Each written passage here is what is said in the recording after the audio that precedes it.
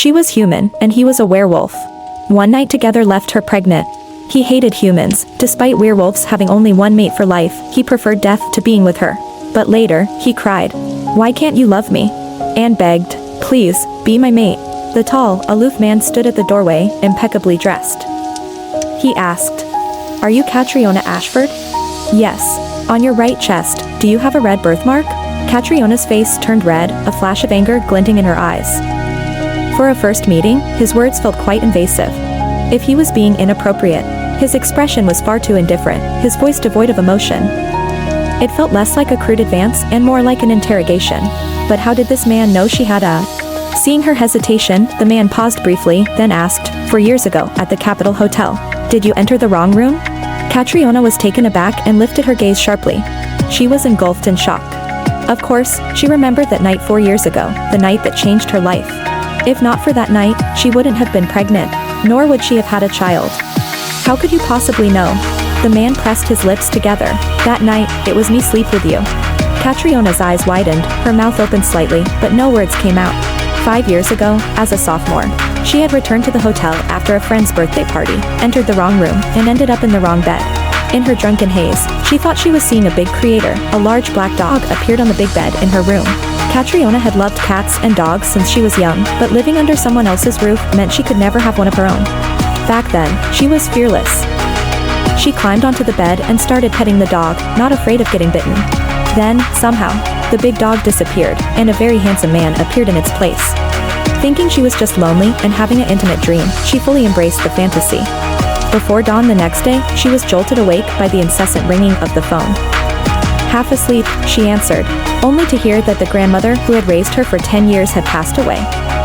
In that moment, she was thrown into utter despair, slipping out of bed and collapsing to her knees on the floor. It was only then she realized she was completely naked, and a man lay beside her, his back turned toward her.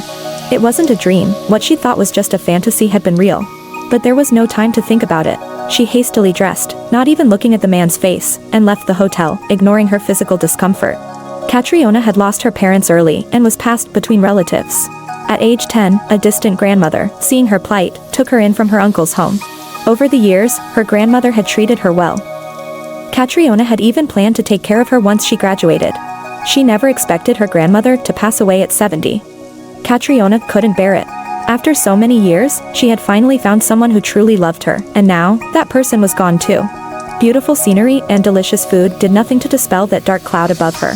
She felt as though everything had lost its meaning, until she found out she was pregnant. "You have a low fertility rate. This child might be your only chance," the doctor said. So, Catriona took a leave of absence from school. She had to have this baby, this child was hers to keep. Her grandmother's old house had been reclaimed by her children, leaving Catriona with no place to go. With a baby in tow, unable to afford school, she rented a cheap apartment and started looking for work. She found a new reason to keep going. She never imagined that the man, more mysterious than a ghost, would come knocking.